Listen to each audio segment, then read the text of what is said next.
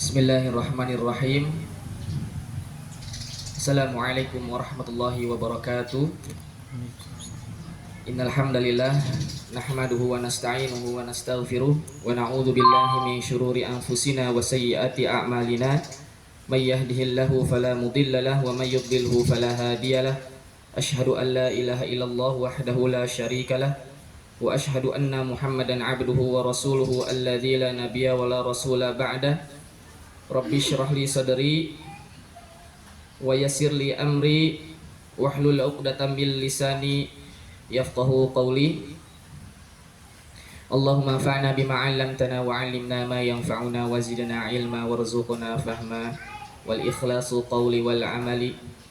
Allahumma inna nas'aluka 'ilman nafi'a wa na'udzu bika min 'ilmin la yanfa'u wa na'udzu bika min qalbin la yakhsha'u wa na'udzu bika min nafsin la tashba'u wa na'udzu bika min da'watin la yustajabu laha. Subhanaka la ilma lana illa ma 'allamtana innaka antal alimul hakim.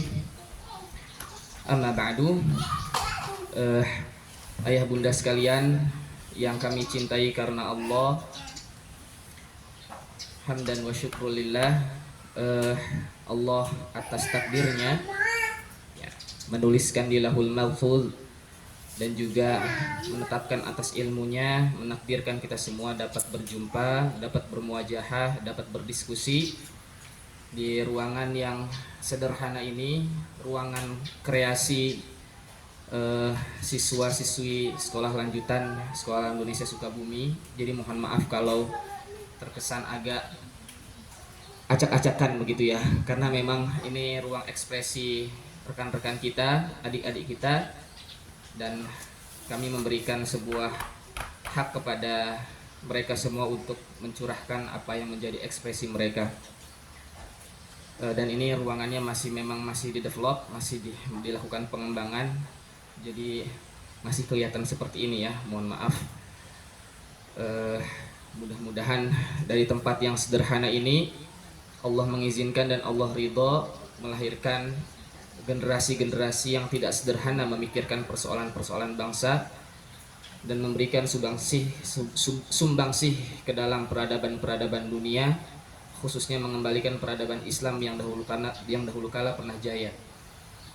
Salawat serta salam tak lupa kita curahkan kepada suri tauladan kita, Nabi Allah Muhammad sallallahu alaihi wasallam, seorang yang sepanjang hidupnya selama 23 tahun setidaknya menurut perhitungan Syekh Munir Ghotbah telah melahirkan kurang lebih 2000 orang pemimpin seperti itu ya. Bahkan Umar bin Khattab radhiyallahu anhu pernah menyampaikan bahwasanya saya lebih tenang apabila mengganti pemimpin setiap hari dibanding di bawah pemerintahan saya ada pemimpin-pemimpin yang zalim. Dan ini nanti ada kaitannya dengan tagline kita, bahwasanya kita merupakan sekolah yang mengedepankan School of Leading Generation, yang mengedepankan untuk menjadikan siapapun yang tergabung di dalam komunitas ini menjadi leaders ya, generasi pemimpin. Baik ayah bunda, insya Allah pagi ini ada dua sesi. Yang pertama sesi yang akan disampaikan oleh saya. Saya biasa dipanggil Indra Kumara, ya kadang-kadang dipanggil Pak In, kadang-kadang dipanggil Kang Indra, ya. Dan saya untuk tahun ini, ya sampai mungkin beberapa tahun ke depan diamanahi untuk menjadi kepala di SL ini ya, di level sekolah lanjutan, yang sebelumnya saya diamanahi untuk berada di kepala SD. Dan ala kulihal wa innalillah qadarullah, untuk tahun ini dan termasuk tahun ajaran baru nanti saya diberikan amanah untuk berada di kepala SL, dan kita akan mendiskusikan terkait beberapa konsep yang akan dibawakan dan dijalankan di sekolah kita. Dan nanti setelah itu ada break sebentar untuk coffee break. Di sana sudah ada teh teh hangat yang melambai-lambai mungkin ya, dan nanti sebentar lagi insya Allah ada beberapa buah yang insya Allah bisa dimakan ya, bukan buah artifisial ya. Setelah itu nanti akan ada pemaparan dari perwakilan pengelola dari Yayasan Generasi Tahfidzpreneur Indonesia ya. Meskipun Abdi juga termasuk di dalamnya ya, tetapi nanti ada bagiannya yang akan disampaikan oleh Ustadz Rahmat Taufik, dan beliau sedang bersiap-siap insya Allah. Judul diskusi kita pada sesi pertama ini adalah mengantarkan anak ya menuju kedewasaan. Nah, di situ ada klausa atau ada kalimat remaja yang kami coret dan nanti akan menjadi sebuah kesimpulan yang bisa kita temukan bersama-sama ya. Kenapa atau kata remaja itu dicoret seperti itu ya. Diskusi ini merupakan sebuah konsep dan juga nanti akan ada turunan sedikit tentang penerapannya, karena detailnya nanti akan sama-sama kita ketahui dan kita diskusikan ketika ayah bunda sudah tergabung di dalam komunitas SI Sukabumi, khususnya di level SL ini. Seperti itu. Kita next ya. Berikutnya sebelum kita mulai pada materi, kita akan diskusi terlebih dahulu supaya kita bisa tektokan. Sebelumnya kita akan membaca sebuah fenomena terlebih dahulu. Jadi ada beberapa data yang saya dapatkan ya, sepanjang 2023 dan sepanjang Januari 2024. Yang pertama, data yang pertama ini ada sebuah berita terpotong ya, betul. Anak berusia 16 tahun jadi korban pemerkosaan di metaverse. Jadi sekarang apa namanya ya, kejahatan seksual sudah merambah sampai kepada teknologi AI ya. Ini berita internasional. Ini dimuat di laman Kepala Dewan Kepolisian Nasional Inggris NPCC ya. Dan korbannya itu menderita gangguan mental ya, pada akhirnya stres dalam tanda kutip, yang mana pemerkosaannya tidak terjadi secara langsung atau secara fisik, tapi menggunakan metaverse ya, menggunakan kacamata apa namanya VR ya ya, seperti itu.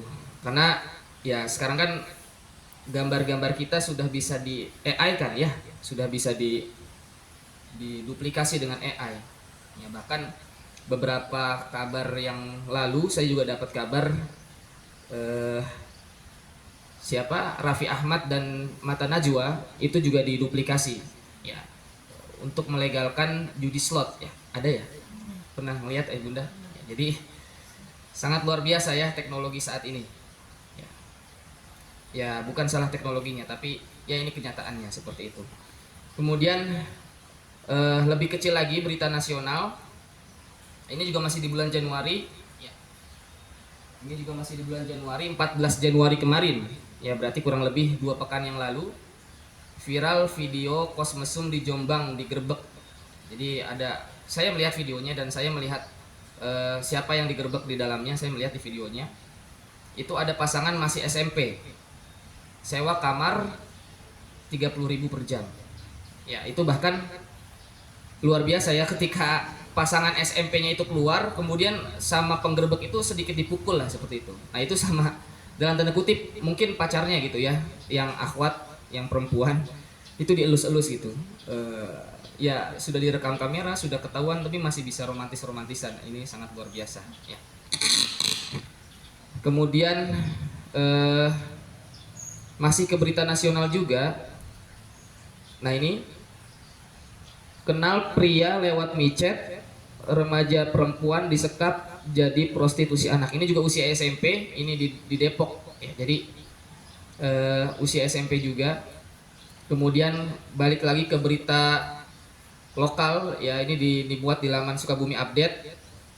Pacar hamil siswa SMA di Sukabumi enggan tanggung jawab lalu menyiksanya. Ini miris sekali ya, dan kabarnya, kabar terbaru itu masih dirawat di Sekarwangi ya, di RSUD Sekarwangi. Tapi Abi kurang update lagi sekarang perkembangannya seperti apa.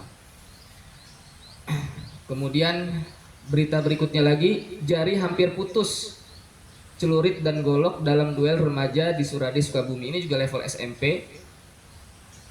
Kemudian tadi yang data yang barusan, jadi tersangka dan ditahan akhirnya karena pacarnya yang menghamili itu dan yang menganiaya itu usianya 19 tahun ya, jadi bisa ditahan. Ini data sepanjang Januari. Abdi belum update lagi ya, karena terakhir Abdi update seminggu yang lalu kasus-kasus usia yang mungkin menjadi usia yang akan dilalui oleh anak-anak kita ya.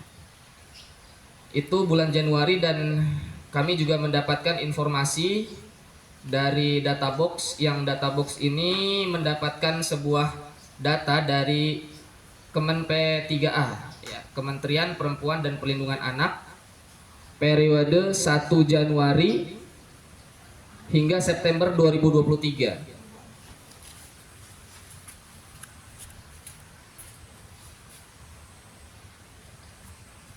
Ya. Periode 1 Januari hingga September 2023 itu ada 19.000 kasus kekerasan. Kekerasan ini kalau dibaca artikelnya lebih lengkap, itu kekerasan seksual ya. Ada 19.000 sepanjang 2023, dan bisa kita lihat ayah bunda, kasus terbesarnya itu ada pada manusia dengan rentan usia 13 sampai 17 tahun. Ya. Lagi-lagi itu berarti tambahan kasus yang melengkapi kasus-kasus di bulan Januari ya, yakni usia SMP dan usia SMA, di mana usia 13 sampai 17 tahun itu merupakan usia yang seharusnya dia berada di tempat yang notabene terdidik lah, seperti itu ya, karena kan itu usia sekolah ya, SMP dan SMA. Tetapi ternyata ada 7.451 kasus. Berarti kalau dari Januari sampai September itu berapa bulan kira-kira ayah bunda? Berapa bulan kira-kira? 9 bulan. Berarti kurang lebih kalau kita rata-ratakan,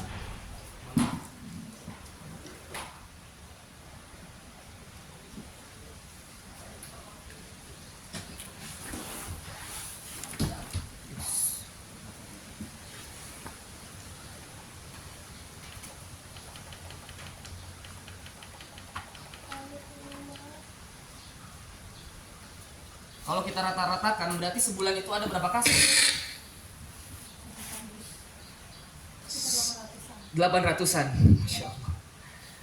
Dalam waktu sebulan ada 800 kasus yang notabene itu rentan usianya di rentan usia 13 sampai 17 tahun. Ya, ini bukan perkara yang main-main ya. Dan saya juga dapat data dari artikel yang dimuat di dalam buku Fitrah Based Education-nya Ustadz Haris Santosa. Ya, di Amerika itu ada peningkatan 30-40% penjara anak dan remaja di Amerika. Ya. Ini luar biasa. Nah, menurut ayah bunda sekalian, di level usia tadi 13 sampai 17 tahun, dunia secara umum melabelisasi rentang usia pada data tersebut sebagai fase apa kira-kira? Teenager. Apa teenager itu apa? Remaja. Sepakat? Remaja. Ya, oke. Secara umum memang anak-anak kita gitu dalam tanda kutip di usia dengan rentang usia seperti itu, atau ya tadi 13 sampai 17 tahun, itu disebutnya sebagai remaja atau teenagers, atau kata aslinya itu adolescence. Ya nanti kita akan cari tahu apa sih kata atau arti dari kata adolescence itu apa. Pertanyaan berikutnya, sebagai fenomena, data yang disebutkan di atas tadi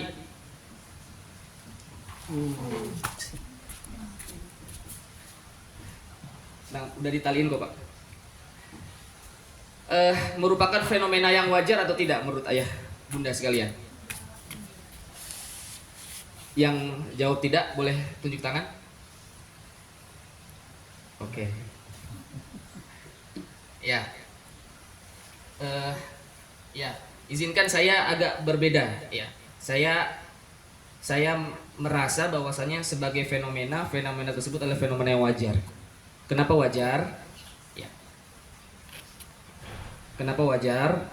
Karena fenomena ini adalah fenomena yang menjadi akibat dari sebab saja sebetulnya. Jadi kalau sebabnya tidak ada, fenomena tersebut tidak ada. Jadi ya wajar ini terjadi karena memang dunia secara umum mencoba untuk mendesain supaya fenomena tadi itu muncul seperti itu. Ya, tentu perilakunya saya anggap perilaku yang tidak wajar, tetapi sebagai fenomena, kemunculan sebuah fenomena itu adalah kemunculan yang wajar terjadi karena itu adalah akibat saja ya dari sebuah sistem ya, yang sistem tersebut didesain secara komunal maupun global, yang dilahirkan oleh peradaban barat modern ya, dan ternyata fenomena tersebut baru muncul kurang lebih di kurun waktu abad 18 dan abad 19. Jadi sebelum-sebelumnya fenomena tersebut tidak pernah muncul.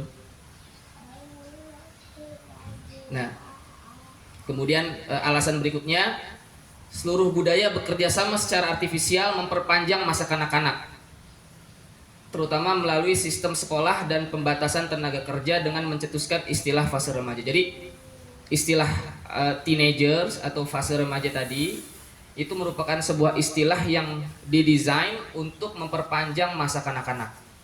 Ya. Dan justru sistem itu ada di sini disampaikan. Ada di lembaga sekolah yang notabene itu membuat anak-anak tadi dalam tanda kutip itu dilarang atau dibatasi untuk menjadi seorang pekerja, begitu.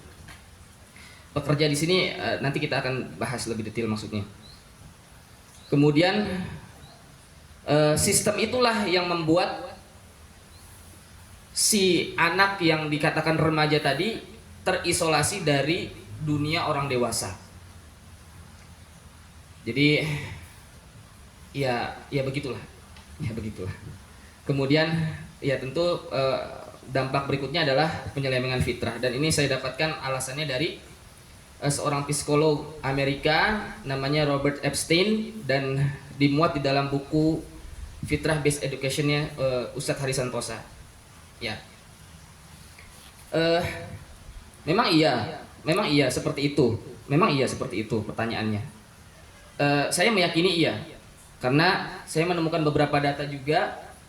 Saya coba cari tahu, memang kata remaja itu di KBBI-nya Amerika itu apa sih, atau di KBBI-nya Inggris ya. Saya ambil data dari Oxford Dictionary atau KBBI-nya orang sana lah ya, orang barat. Jadi adolescence adalah sebuah periode yang mengikuti ya sebuah masa ketika seseorang manusia itu mengalami pubertas, dan seorang itu berkembang dari anak-anak into an adult, jadi menuju dewasa seperti itu ya. Dan mereka mengiyakan bahwasanya di fase tersebut bisa dilihat ini ada kata di bawah ya, during adolescent teenagers often experience violence. Nah ini yang luar biasa ya. Jadi ada pengalaman violence, pemberontak gitu ya, dan mood swing, labil lah itunya, emosinya seperti itu ya. Dan saya dapat data juga dari masih sama, ternyata di situ juga disebutkan bahwasanya the adjective dates from the late 18th century. Jadi kata tersebut ya hadir kurang lebih di fase atau pada saat abad ke-18 itu ya, di poin yang paling bawah itu 18 century. Jadi ini dari sananya gitu ya, dari Amerikanya gitu ya, atau dari bahasa aslinya. Kemudian saya juga dapat data dari KBBI, remaja itu adalah suatu kondisi yang mulai dewasa, sudah sampai umur untuk kawin, tapi bukan kanak-kanak lagi gitu. Jadi gimana ayah bunda? Mulai dewasa, berarti belum bisa disebut dewasa, tapi dia sudah sampai umur untuk kawin, dan dia tidak bisa disebut sebagai anak-anak lagi begitu. Jadi dia bingung lagi, nggak jelas gitu. Dibilang dewasa enggak, sudah bisa kawin, tapi dibilang anak-anak juga enggak karena udah bisa bikin anak, seperti itu. Kasarnya seperti itu ya. Kemudian saya juga ambil data dari bahasa Arab ya, karena bahasa Arab ini bahasa yang amat luas. Anak remaja belasan tahun atau masa remaja atau masa puber itu kata yang muncul di dalam bahasa Arab itu salah satunya adalah murahik. Dan saya cari akar katanya dari kata mim ro ha qaf, itu udah menjadi kata serapan ya. Itu sudah menjadi kata serapan. Dia menjadi kata yang disematkan untuk manusia atau untuk pekerjaan seperti itu. Nah, kata aslinya adalah ro, ha dan qaf. Rohaqo. Saya cari di kata rohaqo ya, irhaq, yarhik, itu yang keluar luar biasa ya. Jadi kata rohaqo yang menjadi akar kata dari kata murahik. Oh, ini ketutupan ya, ketutupan foto buku ini. Akar kata dari kata murahik. Jadi di sebelah sana itu ada kata murahik, ayah bunda. Itu luar biasa, membuat payah, melelahkan, menekan, membebani, yang dibebankan, bodoh, berbuat lalim, tidak adil, melakukan perbuatan-perbuatan keji, bohong, dusta. Ini menggambarkan, ya Allah, gitu banget sih masa ini gitu ya. Dan dari kalau kita lihat ya, mungkin di sini ada Bunda Miza ya, ahli hukum juga bisa meluruskan mungkin nanti ya.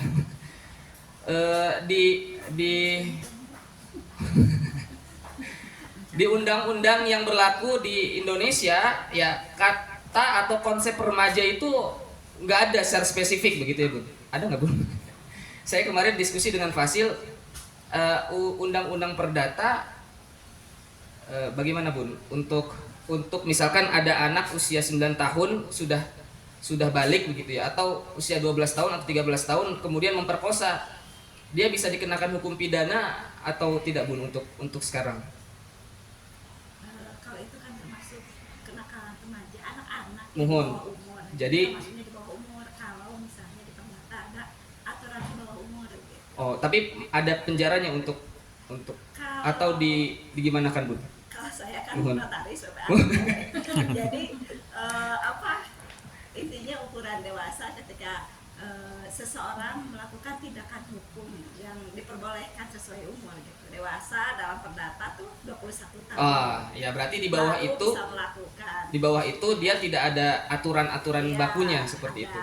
Kalau secara PPAT pertanahan kan itu Mohon. 21, secara perdata 17, tapi di PPATS di BPN pun 17 belum bisa ngambil tanah gitu ya, berarti ya. Belum bisa melakukan tindakan hukum. Oh, belum bisa melakukan tindakan Jadi hukum. memang diambil jalan tengahnya 21 tahun, Oh. sudah dewasa gitu. Iya. bukan anak-anak. Sedangkan tadi di awal data-data kenakalan dalam tanda kutip gitu ya, yang dibilang anak-anak nggak bisa gitu ya, Iya. dibilang dewasa juga Enggak, bukan terjadi seperti itu. Ya, anak-anak yang apa berkembang iya. terlalu Cepat gitu ya. Dan di sini juga perkawinan mereka gak sah ya kalau nikah di bawah belum dapat KTP, di bawah 17 tahun gitu nggak. Sekarang 19 tahun ya kalau nggak salah itu. Kalau sebelum 17 hukum, kalau Hukum. 17, kalau hukum perdata sudah sebelum 17 tahun terus dia sudah menikah, dia boleh melakukan tindakan hukum, misalnya memberi sesuatu. Oh, boleh. Surat nikah. Oh, tapi dari KUA bisa ada surat nikahnya bisa turun di bawah 17 tahun itu, Bun. Kalau saya sih ketika melakukan tindakan hukum memang akte kelahiran, bukan akte kelahiran, akte nikahnya. Oh, iya. Menikah sebelum ini, dulu menikah sebelum ini ya. Gitu. Tapi Oh. ketika melakukan tindakan hukumnya sudah Sudah kena kalau udah nikah, Mas. sudah jauh sebelum menikah, sudah jauh ketika beberapa tahun setelah menikah. Oh, Masya Allah. Jadi kan biasanya menikah awal-awal nggak punya apa-apa ya, ketika Iya. udah tahun 3 tahun udah lewat masa Baru. usia 17 tahunnya udah Iya, lewat, benar. baru mereka melakukan tindakan hukum. Iya. Berarti tindakan hukum itu tadi simpelnya mungkin ya karena di atas 21 tahun gitu ya, Bun. Kalau umumnya ya, Umumnya. umumnya dewasa itu ditentukan 21. Iya. Oke. Melakukan tindakan hukum tertentu. Ya.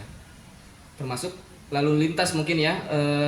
Ya mereka ini sudah bawa motor kemana-mana, war, SIM-nya belum dapat begitu. Dan memang sekarang disiasati apa? Sepeda elektronik. Iya, sepeda listrik. Sama aja ya. Iya. Kemudian kesejahteraan anak ya, atas nama kesejahteraan anak mereka ya belum boleh melakukan aktivitas mencari nafkah segala macam karena ya HAM lah seperti itu ya. Kemudian dunia juga berbeda pendapat mengenai rentang usia. WHO fase remaja itu disebut dengan fase awalnya itu 10 atau 14 tahun dan akhirnya itu 15 sampai 20 tahun. PBB itu 15 sampai 24 tahun. Sensus nasional 14 sampai 24 tahun.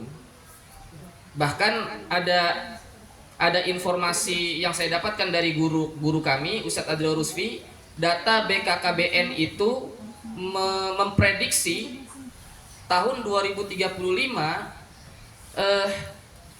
balik itu bisa, maksudnya gini, anak-anak kita itu bisa mendapatkan usia balik dalam artian di sini mimpi basah atau haid itu di usia 7 tahun.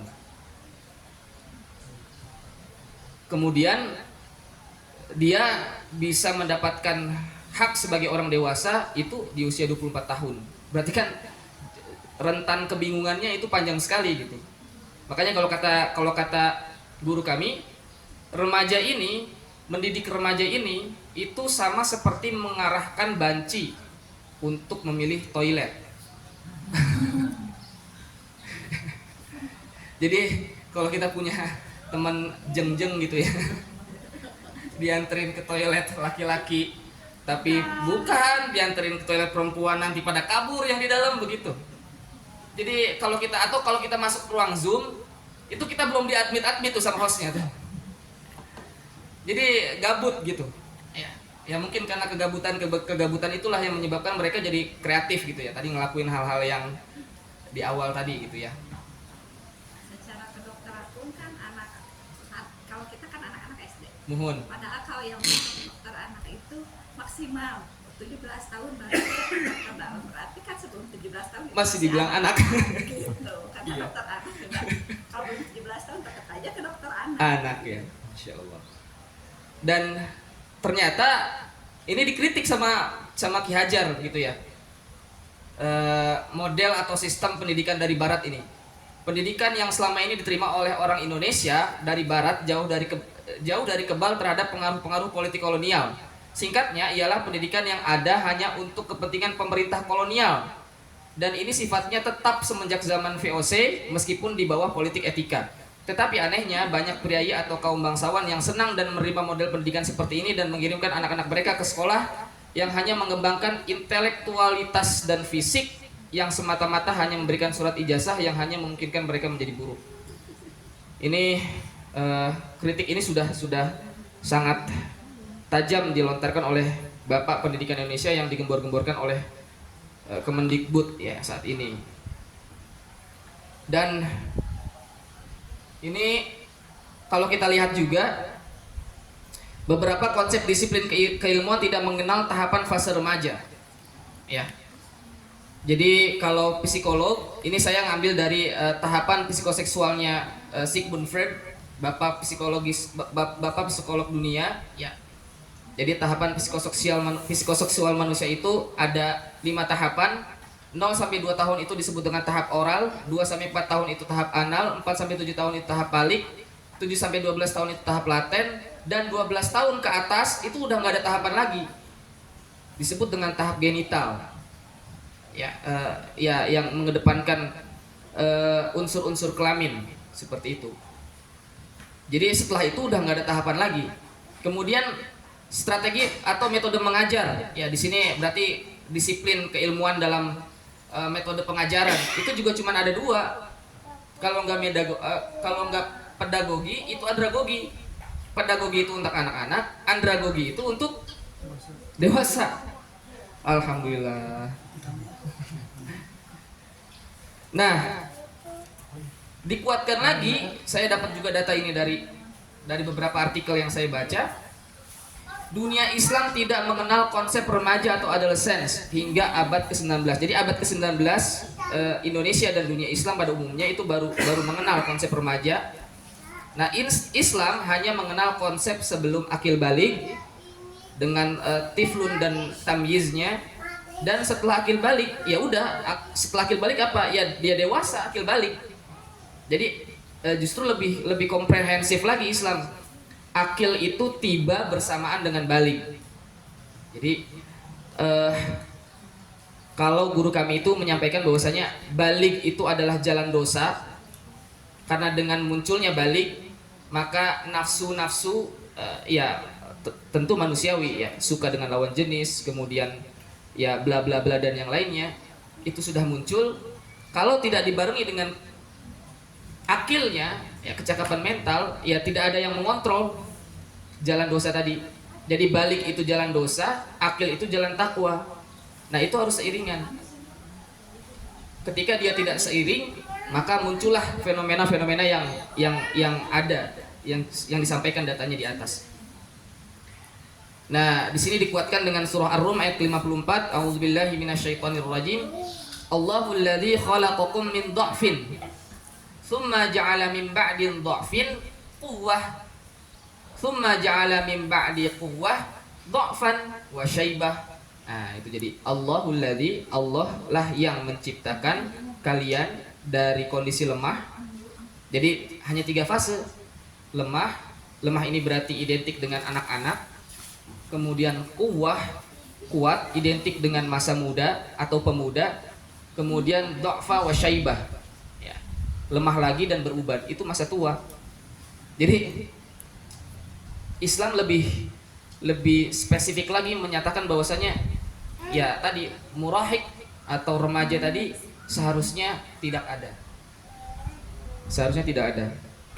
Nah, berdasarkan pembahasan atau hal yang disampaikan pada slide-slide yang sebelumnya, ya, inilah yang menjadi tujuan daripada SI Sukabumi ada, yakni mengantarkan anak menuju kepada kedewasaan. Jadi jelas dengan tegas kita mengatakan bahwasanya anak dan orang dewasa. Ada fase remaja, ada, oke, ada, kita terima karena memang dunia saat ini sedang mendesain untuk ke arah situ. Tetapi rentannya kita persingkat.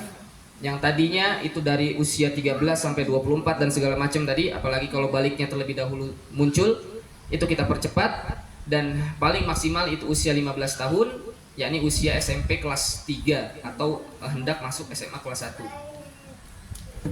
Dan kita mencoba untuk memberi sebuah tagar agar menjadi tagline yang betul-betul terkenang di dalam konsep kita, yakni tuntas akil balik. Nah, ini menimbulkan beberapa konsekuensi yang harus fokus kita dan serius dalam menggarapnya, seperti itu. Sebelum dilanjutkan, sampai di sini ada yang mau disampaikan dulu mungkin ayah bunda terkait dengan kata remaja atau fenomena terkait dengan remaja yang sudah disampaikan tadi.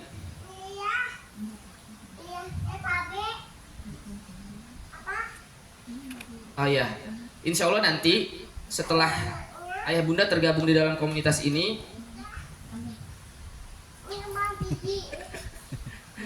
insya Allah nanti kita akan mengadakan kajian rutin orang tua, yang di sana kita akan membahas terkait dengan konsep remagogi. Jadi tadi kalau di metode strategi atau metode pengajaran itu hanya ada pedagogi dan andragogi, maka kami mendapatkan sebuah paparan dari guru kami Ustadz Adnosfi. Di tengah-tengah itu ada konsep yang disebut dengan andragogi, remagogi, ya, sebuah konsep yang mencoba untuk mengeluarkan anak-anak kita dari zona remaja untuk segera bisa berada di zona dewasa. Dan itu akan rutin kita kaji setiap sepekan sekali dan bisa dihybridkan dan bisa online. Ya, jadi insya Allah memudahkan ayah bunda sehingga kita memiliki framework yang sama di dalam mendampingi dan membersami anak-anak kita di rumah. Seperti itu. Nah, berbicara tentang mengantarkan anak menuju kepada kedewasaan, itu ini tujuan ya berarti ayah bunda, ini tujuan kita adalah ke arah ini. Jadi tujuan SI Sukabumi adalah ke arah ini berdasarkan pemaparan beberapa slide sebelumnya tadi, ya, permasalahan yang ada, kemudian konsep remaja itu bukan berasal daripada konsep yang seharusnya seperti itu. Jadi tujuan SL adalah mengantarkan anak-anak kita menuju kepada kedewasaan. Nah, maka dari itu untuk mencapai tujuan itu kita membutuhkan sebuah kurikulum, ya, sebuah kurikulum.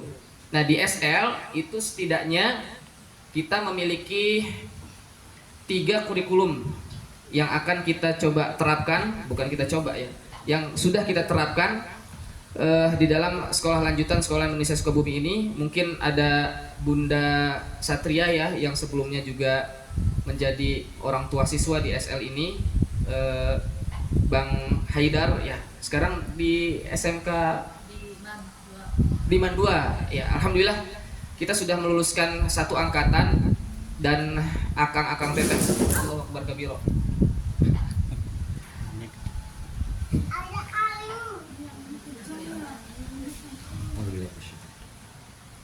Dan akang-akang teteh kita bisa survive di beragam disebutnya ya, di beragam model sekolah lah. Ada yang ke sekolah negeri, ada yang ke pesantren, ada yang ke MAN, ada yang ke sekolah swasta. Dan alhamdulillah mereka semua bisa survive dan mereka semua bisa melalui, meskipun ya mungkin sebagian ada beberapa yang meragukan ya, apakah sekolah di Sekolah Alam Indonesia bisa mengejar atau mengikuti atau membersamai sekolah-sekolah di tempat lain. Alhamdulillah kita sudah memiliki sebuah bukti bahwasanya teman-teman kita, kakak-kakak kelas kita yang terlebih dahulu sudah lulus itu bisa, alhamdulillah. Nah, kita punya kurikulum inti. Nah, ini disebut kurikulum inti. Kemudian lapisan luarnya itu ada yang kita sebut sebagai kurikulum program. Kemudian penunjangnya itu adalah kurikulum subjek. Sebelum dilanjutkan, ayah bunda, kira-kira menurut ayah bunda, berdasarkan gambar tersebut, apabila kurikulum inti tidak ada atau dihapus atau hilang, maka apa yang akan terjadi? ibarat kata itu adalah sebuah lingkaran yang solid atau bangunan berbentuk lingkaran yang solid. Kemudian kurikulum inti sebagai kurikulum yang berada di tengah bangunan tersebut dihilangkan. Kira-kira apa yang terjadi? Kopong. Kira-kira ketika sebuah bangunan itu kopong, apa yang terjadi? Gampang runtuh, gampang rapuh. Nah, kurikulum inti adalah sebuah kurikulum yang tidak boleh tidak ada di dalam setiap aktivitas yang mendampingi kurikulum program dan kurikulum subjek. Nanti kita akan bahas lebih banyak porsinya di kurikulum inti, insya Allah. Jadi kurikulum inti itu ibarat sebagai atom yang mana sebuah bangunan fisik yang besar ini tidak akan pernah terjadi tanpa adanya atom atau jauhar di dalam ilmu tasawuf. Ya struktur bangunan yang besar ini tidak mungkin ada tanpa sebuah objek inti yang disebut dengan atom. Ya. Bangunan yang besar ini dia bisa ada karena disebabkan oleh inti atau atom itu. Jadi kalau ditanya mana yang lebih penting, kurikulum inti, kurikulum program, atau kurikulum subjek? Ya, kurikulum inti, ya. Karena kurikulum inti merupakan ruh daripada kegiatan yang menyertai kurikulum program dan kurikulum subjek. Nah, kurikulum inti yang ada di SAI itu dibangun menjadi bangunan serupa piramida, ya, yang dia terdiri dari 3 komponen. Yang pertama adalah komponen akhlak, yang kedua adalah komponen kepemimpinan, dan yang ketiga adalah komponen keterampilan berpikir. Kira-kira menurut ayah bunda, berdasarkan gambar daripada piramida ini, ada maksud apa yang bisa ditangkap?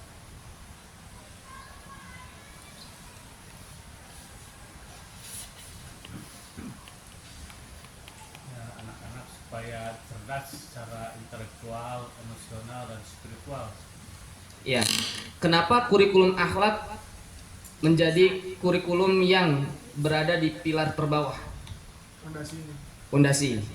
Ya, dan dari luas penampangnya, kurikulum akhlak itu menjadi kurikulum yang secara luas penampang jauh lebih besar dibanding kurikulum-kurikulum yang tertopang di atasnya. Ya. Jadi kembali lagi, kurikulum inti merupakan kurikulum yang tidak boleh tidak ada.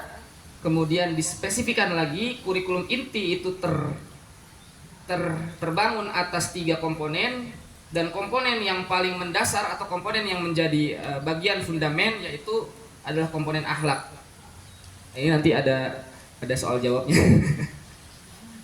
Jadi kurikulum inti di SAI ada apa saja ya bunda?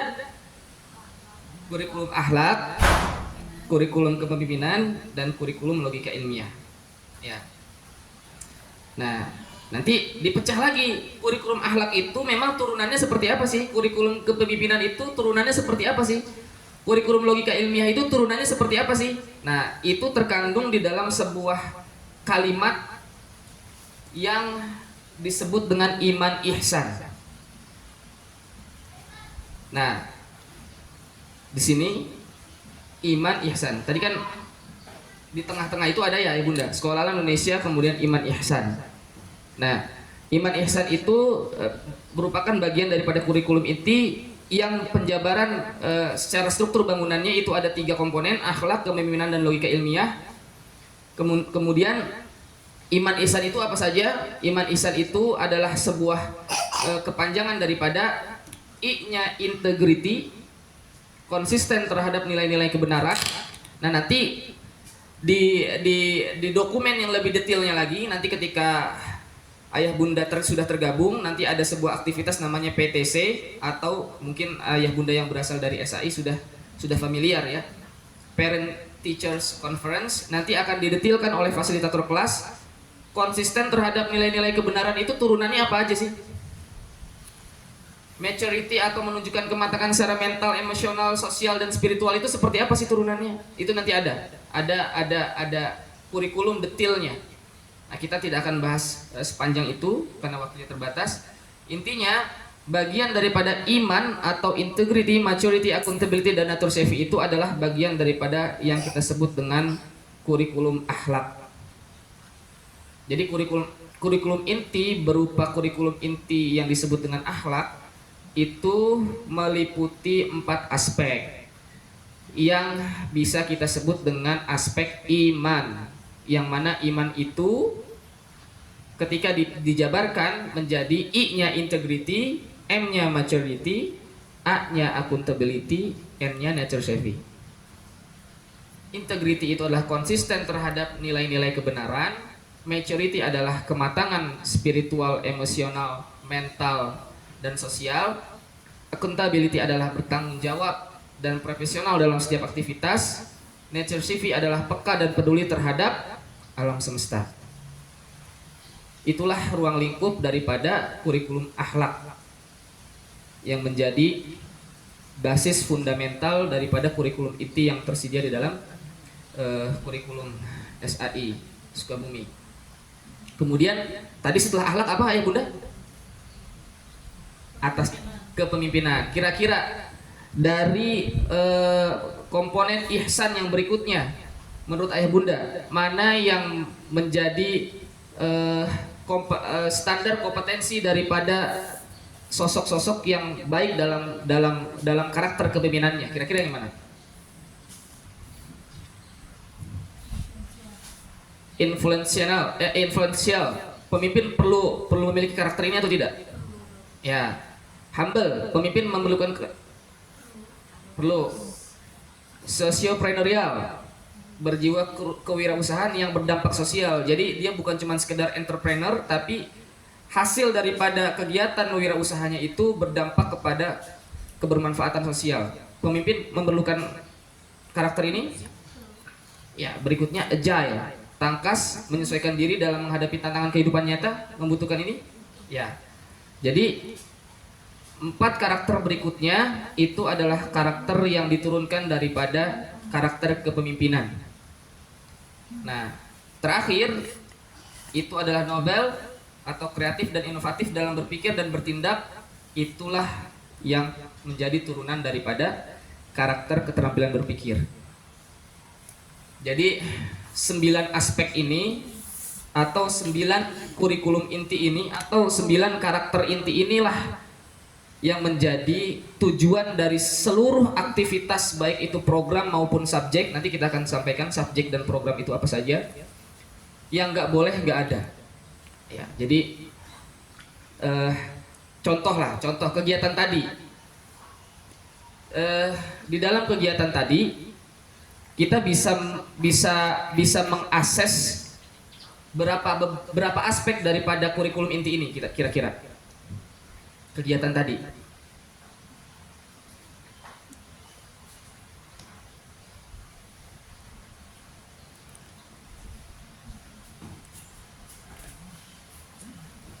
Kira-kira dari kegiatan tadi ada aspek yang bisa kita akses nggak?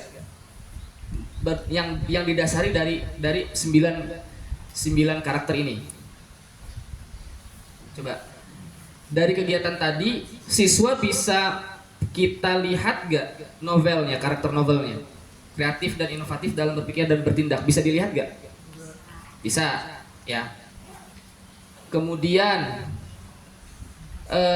humble-nya bisa dilihat gak dari kegiatan tadi?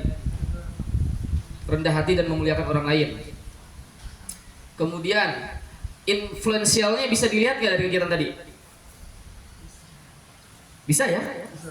Bisa ya? Kemudian agile-nya bisa dilihat gak? Misal tadi kan saya nunggu di lapangan, ya. Terus siswa disuruh datang ke sana misalkan. Kan ada tuh siswa yang kelemar-kelemar, datangnya belakangan. Ada yang siswa langsung, "Siap Pak, datang." Nah, itu kan bisa kita akses di sana kan. Kemudian konsisten terhadap nilai-nilai kebenaran, kita bisa lihat gak tadi? Bisa akses gak? Bisa ya. Kemudian menunjukkan kematangan secara mental dan emosional, bisa dilihat gak tadi? Gimana kira-kira dilihatnya? Pas Pak Indra tadi nyiram air misalnya, Jrrr, gitu. Nanti kan kelihatan tuh siswa yang oh Pak Indra mah oh. Ada yang tenang. Oh Pak Indra mau kesebor. Ada yang dia nanti pas udah dapat air nebor temennya gitu kan. Ya bisa kita lihat. Ya jadi setiap aktivitas bisa kita input dan bisa kita integrasikan dengan nilai-nilai ini. Seperti itu. Nah, berikutnya tujuan final daripada mengutamakan kurikulum inti, kurikulum yang tadi disebutkan ya, untuk disesuaikan dengan tujuan penciptaan manusia. Jadi kenapa sih kita itu fokus pisan apa ya, nyaan gitu kepada nyaan terang ya. Kita betul-betul fokus terhadap kurikulum inti karena kami meyakini bahwasanya kurikulum inti yang dibangun tadi itu sesuai dengan tujuan penciptaan kita sebagai manusia. Kira-kira menurut ayah bunda, tebak-tebakan lagi nih. Kita sebagai manusia tujuan diciptainnya sebelum situ deh. Kita diciptain oleh siapa? Sepakat semuanya ya. Nggak ada yang nggak ada yang itu mengikuti hukum teori Darwin bahwasanya kita adalah evolusi dari sepakat kita semua dari Allah diciptakan oleh Allah. Sepakat ya. Sekarang pertanyaannya, Allah nyiptain kita itu buat ngapain? Beribadah. Oke. Satu, wa ma khalaqtul jinna wal insa illa liya'buduni. Ya, dan tidaklah aku ya. Tuh di sini adalah dhamir mustatir ya, kalau kita belajar nasorof itu di situ ada kalimat aku telah menciptakan, berarti Allah sebagai fa'il, sebagai subjek, sebagai pelaku. Al jinna wal insa, jin dan manusia, salah satunya di sini adalah kita, dan kita berarti adalah objek daripada yang diciptakan oleh Allah sebagai pencipta. Illa liya'buduni, kecuali untuk beribadah kepadaku. Berikutnya apa lagi ayah bunda? Tujuan Allah nyiptain kita bermanfaat buat sesama. Masya Allah. Ya. Di sini disampaikan, qala ya qaumi ibudullaha ma lakum min ilahi ghairuh huwa ansha'akum minal ardi wasta'markum fiha. Ya, jadi isti'mar atau isti'mar itu istilahnya adalah memakmurkan tadi untuk menghasilkan sebuah pola kebermanfaatan untuk sesama makhluk yang Allah ciptakan, bukan cuma sekedar manusia, tapi memberikan sebuah kebermanfaatan untuk sebuah makhluk yang ada di alam semesta ini. Makanya Rasulullah tidaklah diutus untuk membawa rahmat bagi alam semesta. Di sini wasta'marakum fiha, ya, untuk memakmurkan al-ard, bumi, untuk memberikan manfaat. Itu yang kedua. Yang ketiga, apalagi kira-kira ya bunda? Kita diciptain sama Allah tuh untuk ngapain? Pertama untuk beribadah, kedua untuk memakmurkan bumi atau menebarkan manfaat di alam semesta ini. Yang ketiga, kira-kira untuk apa lagi? Oke, wa idz qala rabbuka lil malaikati inni ja'ilun fil ardi khalifah. Nah, ini ada warna merah di sini ya. Untuk menjadi khalifah. Jadi tujuan Allah menciptakan manusia di alam semesta ini adalah untuk menjadi khalifah. Nah, berikutnya yang terakhir, lil muttaqina imama, untuk menjadi pemimpin bagi orang-orang yang bertakwa. Nah, kurikulum inti yang disebutkan tadi itu tujuan yang paling mendasar adalah untuk disesuaikan dengan tujuan penciptaan kita ya, sebagai manusia, yakni beribadah, kemudian memakmurkan bumi, kemudian menjadi khalifah ya, yang mewakili Allah Subhanahu wa taala untuk menjalankan roda kepemimpinan di alam semesta ini dan untuk menjadi pemimpin bagi orang-orang yang bertakwa. Jadi karena begini ayah bunda, ada manusia-manusia yang punya integritas tetapi tidak dalam rangka untuk menjadi hamba Allah. Ada gak? Contohnya apa contohnya seorang itu memiliki integritas yang tinggi tetapi tidak dalam rangka menjadi hamba Allah. Berarti kan tidak sesuai dengan tujuan diciptakannya manusia. Non-muslim. Oke. Koruptor. Koruptor, Masya Allah. Ya. Koruptor itu tidak berintegritas tapi ya. Gimana sudut pandang? Oh. Buat dia kan berintegritas buat kaumnya, Oh iya benar. buat kelompoknya, Masya Allah. Iya. buat pribadinya. Ya, dan untuk menjadi seorang koruptor itu Makanya pas masuk KPK senyum-senyum. oh iya. Tidak merasa salah, akhlaknya nggak ada. Dan untuk menjadi koruptor itu sekolahnya nggak cukup sampai SMA ya. Nah, tinggi-tinggi. S2. Intelektualnya mah ini jauh-jauh. Ya, gitu ya. Jadi atau mungkin ada orang yang dalam tanda kutip gitu ya. Mungkin bisa jadi dia melakukan sebuah kegiatan reboisasi misalkan. Atau melakukan sebuah kegiatan penanggulangan sampah plastik misalkan. Atas dasar bahwasannya ya integritas saja. Ini humanity lah seperti itu, kemanusiaan. Jadi mentok sampai kepada faham humanisme. Tidak sampai kepada tahapan ketuhanan seperti itu. Ada orang-orang yang memiliki integritas tetapi integritasnya tidak dijadikan atau tidak diselaraskan dengan tujuan penciptaan sebagai hamba Allah.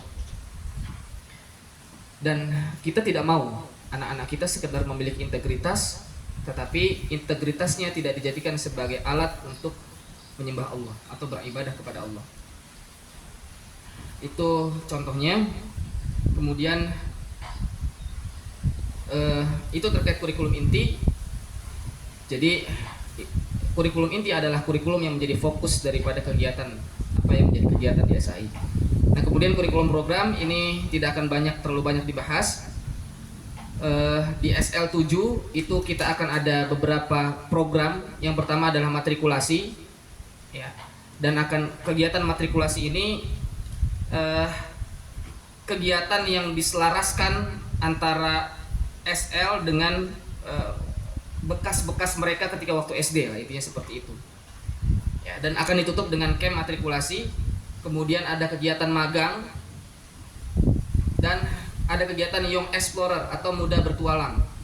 Ya, untuk tahun ini adik-adik kita di SL7 mereka sudah melaksanakan camp matrikulasi sampai magang atau pada tahun ini kita sebut dengan Young Muslim Entrepreneur.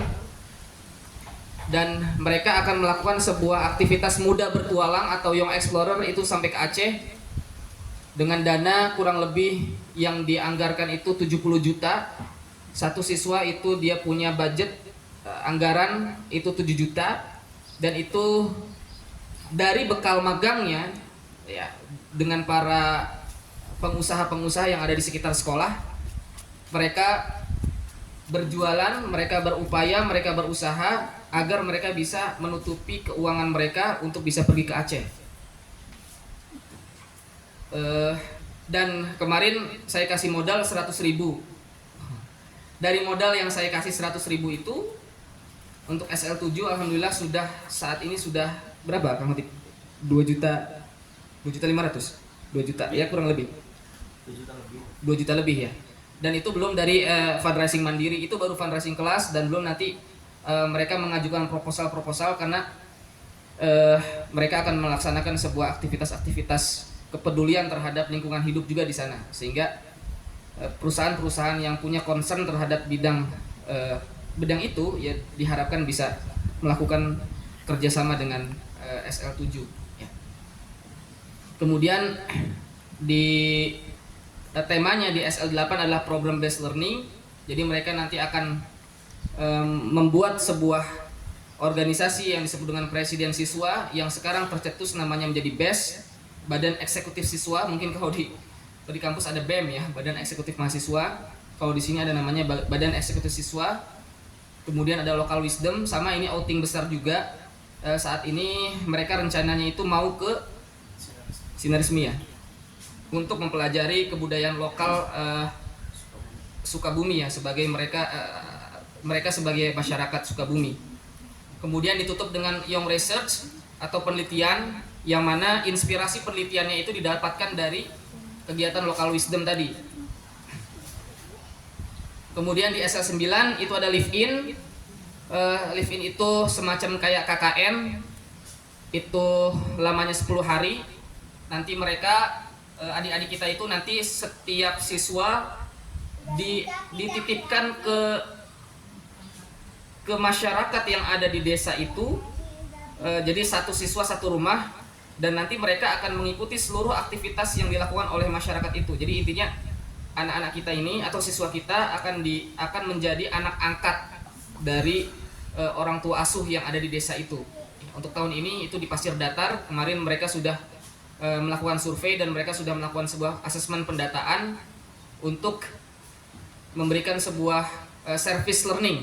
Jadi mereka di sana mau ngasih apa, mau menservis apa di desa itu lah, intinya seperti itu. Dan itu selama 10 hari. Kemudian live mapping, itu nanti kita akan ada talent mapping untuk dijadikan sebagai bekal penjurusan mereka ketika mereka mau masuk SMA. Jadi mereka sudah punya bayangan, saya mau masuk SMA ini karena saya ingin melanjutkan kuliah di kuliah ini, dan kenapa saya masuk SMA ini karena memang saya memiliki potensi ini. Gitu. Itu nanti di live mapping atau di talent mapping. Kemudian itu masing-masing level itu punya agenda kelasnya masing-masing, tetapi secara keseluruhan kita punya agenda bersama yang kita sebut dengan enrichment program. Itu ada tasmi dan mentoring akbar. Setiap Kamis sore sebulan sekali itu kita ada buka bersama, botram seperti itu ya, dan mengundang pembicara-pembicara dari luar untuk mendiskusikan isu-isu tertentu, isu-isu keremajaan tentunya. Kemudian permaculture design course, atau kita singkat di sini dengan apa namanya, untuk memenuhi 7 green principle. Nanti detailnya akan disampaikan ketika ayah bunda sudah tergabung di dalam komunitas ini. Kemudian ada out trekking adventure atau OTVA, itu setahun sekali agendanya. Kalau tahun ini naik gunung, tahun depan susur pantai. Nah, ini ada foto siswa kita di pojok itu ya, sudah sampai di puncak Gunung Gede Pangrango di atas. Kemarin tahun lalu kita 3 hari 2 malam di gunung, di hutan gunung. Nah, itu luar biasa sekali itunya, pembelajaran yang didapatkannya. Itu kelas 789. 78. Oh, 78. 78 saja. Karena kelas 9 fokusnya sudah ke live mapping tadi ya. Jadi kelas 7 kelas 8 itu naik gunung. Kalau tahun ini naik gunung, tahun besok susur pantai. Dan gunung yang menjadi apa namanya ya, destinasi rutin kita ya Gunung Gede Pangrango. Ya kita biasa naik jalur Putri turun Cibodas seperti itu. Dan di sana ada banyak pelajaran-pelajaran hidup yang real, yang nggak dibuat-buat. Karena kita sudah bikin itinerary, kita sudah bikin rondon, dan semuanya itu keluar dari rondon dan itinerary. Ya kita ada di rondon, di plan, kita sampai di tempat camp malam pertama itu jam 4 sore, ternyata jam 8 malam baru sampai. Dan hujan, badai. Kemudian di malam kedua kita rencana sampai di tempat camp kandang badak itu perkiraan itu jam 3 sore, tapi ternyata jam 10 malam baru sampai. Ya, itu pembelajaran hidupnya banyak, dan setelah itu ketika kita refleksi, itu mereka betul-betul menyadari bahwasanya ini merupakan bekal kehidupan yang bisa mereka bawa ketika mereka, ya kan secara sadar kita harus mengakui ya bunda bahwasanya kita tidak bisa memastikan kita bisa membersamai anak-anak kita dalam tanda kutip selama-lamanya. Ya. Karena mungkin bisa jadi 2 hari lagi, atau mungkin setelah dari sini kita meninggal dunia. Itu sebuah kepastian yang tidak bisa kita pastikan. Ya, maka dari itu bekal-bekal yang perlu ditanamkan dan ditumbuhkan kepada anak-anak kita adalah bekal-bekal untuk menyiapkan mereka siap hidup, bukan hanya sekedar bekal-bekal yang sifatnya kognitif atau intelektual semata. Kemudian ada outbound, kemudian ada bela diri wajib, kemudian ada olahraga sunnah, berenang, Kemudian ada mentoring atau boys and girls talk, itu sepekan sekali. Kemudian ada parenting class. Kemudian kita ada ta'lim duha, dan kita ada penuntasan ilmu-ilmu fardu ain, ilmu-ilmu wajib yang perlu dituntaskan dan perlu diketahui oleh manusia-manusia seusia mereka. Ya. Itu untuk kurikulum programnya. Nah, kurikulum program ini dikuatkan dengan kurikulum subjek atau yang bisa kita sebut dengan tools. Ya, yang kita persingkat namanya menjadi beberapa aspek ilmu. Ya, di sini ada ilmu ukur. Ilmu ukur ini ya yang meliputi matematika, statistika dan turunannya. Kemudian ada natural science, itu ilmu IPA dan turunannya. Kemudian ada social science, itu ilmu sosiologi, IPS, sejarah dan turunannya. Kemudian ada ilmu literasi. Di sini kita mengembangkan ilmu literasi keuangan, ekoliterasi atau literasi lingkungan hidup. Kemudian literasi yang basisnya itu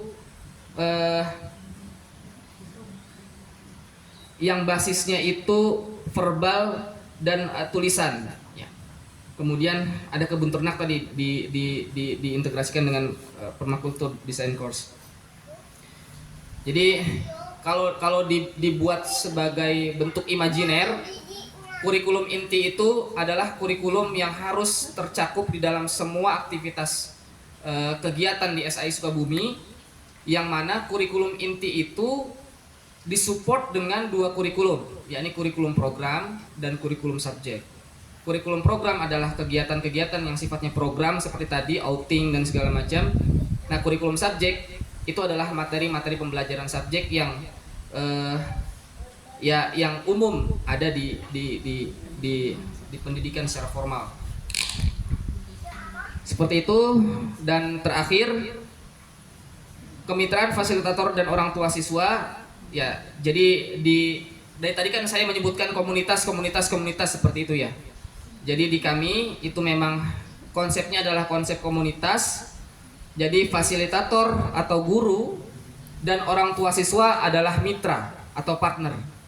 Nah, di sini ditekankan bahwasanya SAI bukanlah bengkel atau laundry, tempat orang tua menitipkan ananda dengan harapan ada proses servis atau perbaikan, ataupun terima bersih tanpa mau berepot-repot pada proses pendidikan ananda. Jadi nanti akan ada integrasi yang cukup intens ya antara orang tua dan guru, antara rumah dan antara lembaga pendidikan di rumah dan lembaga pendidikan di sekolah.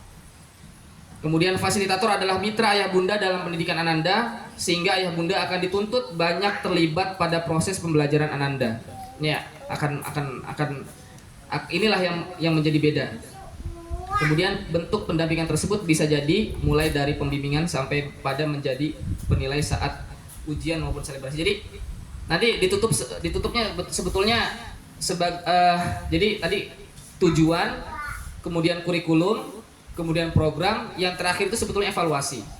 Tapi di sini untuk evaluasi tidak dibahas. Intinya nanti ayah bunda akan banyak dilibatkan untuk bersama-sama mengasesmen dan mengevaluasi siswa-siswa kita, adik-adik kita atas capaian-capaian yang sudah dipaparkan di lembaga pendidikan di sekolah maupun di lembaga pendidikan di rumah. Mungkin itu ayah bunda yang bisa disampaikan. Sebelum ditutup mungkin ada yang mau ditanyakan terlebih dahulu. Nanti setelah ini kita break 5 menit sampai 10 menit sebelum nanti ada pemaparan dari bagian daripada pengelola. Allahu a'lam bishawab. Mangga ayah bunda kalau ada yang mau ditanyakan terkait apa yang disampaikan.